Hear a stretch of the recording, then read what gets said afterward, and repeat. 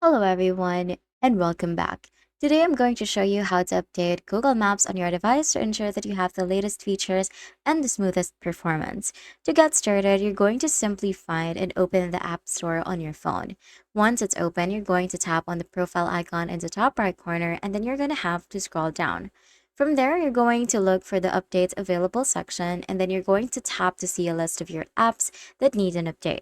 You're going to scroll through until you find Google Maps and then you're just going to hit update button next to it right here.